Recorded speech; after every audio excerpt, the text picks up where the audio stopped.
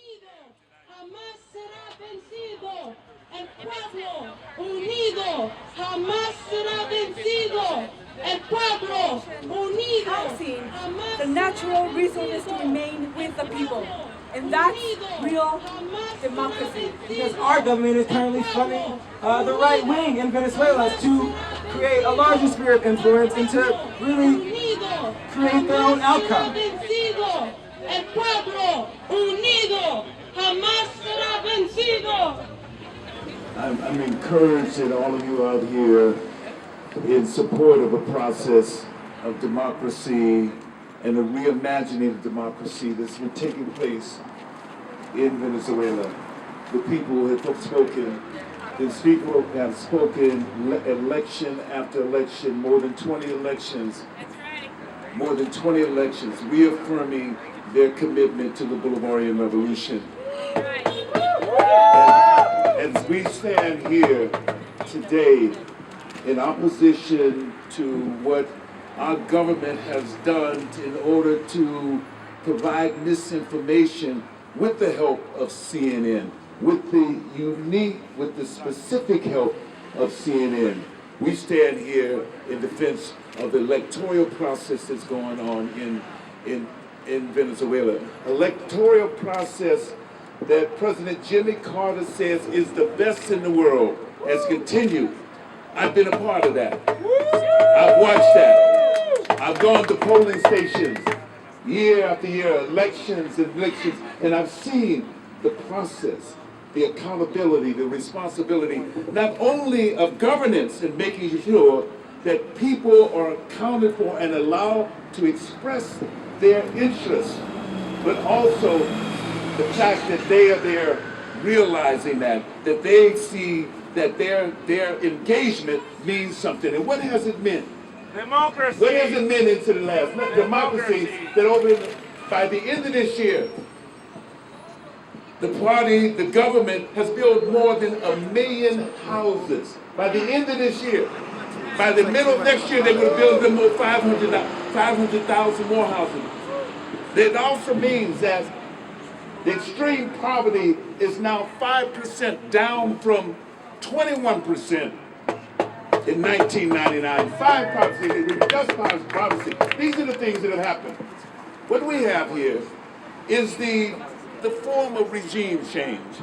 So you cannot find and you cannot dispute the fact that this is a fair election. The elections have always been fair, but you can, in some sense, you cannot overwhelm and do all the mechanisms you use to overturn this government have not worked. So what do you have to do? You have to disqualify the election.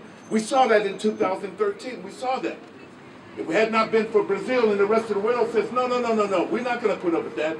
We know that these elections are found. You're going to have to validate this election right here. And they validated this election. Only with their validation did the U.S. and those who've been in opposition to the Bolivarian Revolution came on board. So we have to stand out here. Yes. I've been able to at every moment watch the evolution of this process. Barlovento, a community of Afro-descendant communities who benefited from the Bolivarian Revolution, who set up cooperatives in Barlovento, who set up different other relationships in Barlovento. Remember, this is an attack on the Venezuelan people, first of all. It's an attack on Venezuelan people, but it's an attack on the ideas that come out of the Bolivarian Revolution. The ideas such as Petro-Carib. You ask those countries, Caribbean countries, who benefited from Petro-Carib, what the Bolivarian Revolution has meant. You often ask some different relationships. It was Maduro, President Maduro, who was very, very instrumental in bringing the FARC and the Colombian government together. We remember that. It was him. And there's a negotiation process that's going on now. And why is that as important? Because in Colombia, out of the 4 million internally displaced citizens, 2 million of those are African descendants. So those are the realities here. With reality, you cannot turn back the clock of time. And that's what this country is trying to do, is turn back the clock of time. You cannot turn back it. The forces that brought to that brought together this process, the Bolivarian Revolution, that swept Latin America from Bolivia to Ecuador to do. Those forces in motion, those forces are real forces, they're people forces. And now we've tried something else. Now, since we could not destabilize Cuba, and the Cubans after 50 years here said, no, this is not going to happen. Nothing has changed. Nothing has changed in the scenario. This idea is still about, with the Cuban opening, it's still about regime change, but more and more, important than anything else, the Cuban has always said, it's like all these countries have said, have always said that everything is on the table to talk about except our sovereignty. The question of sovereignty, the question of a nation defining who it wants to be, what it wants to be, in their own interest, and the interest often of humanity. Their interest is the interest of humanity, of working people, of poor people, indigenous people. The first thing the Venezuelan 1999 Constitution did was look out for the rights of indigenous people. Look out for the rights of women, written into the Constitution. What's wrong with this? What's wrong with having free medical care? What's wrong with eliminating illiteracy in your country? That's what the Venezuelan and the revolution and the Bolivarian Revolution has meant. So what do? We have to stand here, right here, and be vigilant about here. We have to call a spade a spade. We have to call who they are, right here, who are the main allies of the U.S. government, right here, CNN, the main allies of the destruction and the attempt to destabilize the Bolivarian Revolution, the People's Revolution, the People's Revolution. We have much work to do. Our work not just take place on Sunday the 5th or the 6th of December. Our work has to be ongoing work.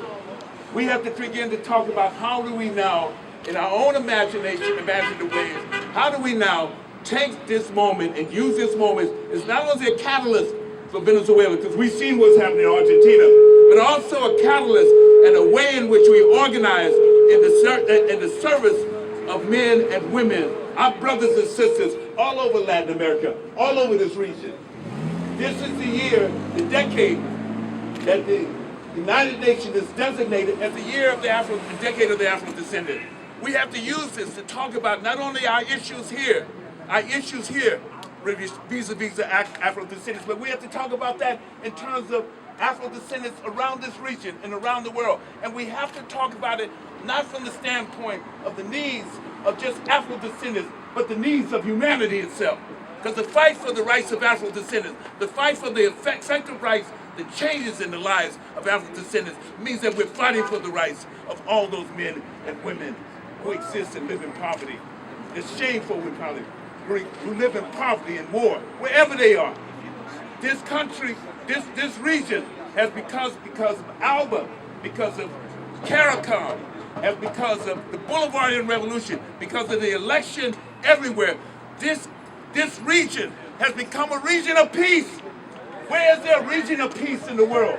There's a region of peace in Latin America, and it's happened because progressive governments have taken a stand. Men and women have stood up for their right as citizens, real citizens, and transformed the whole meaning of citizenship because they've been able to stand up here.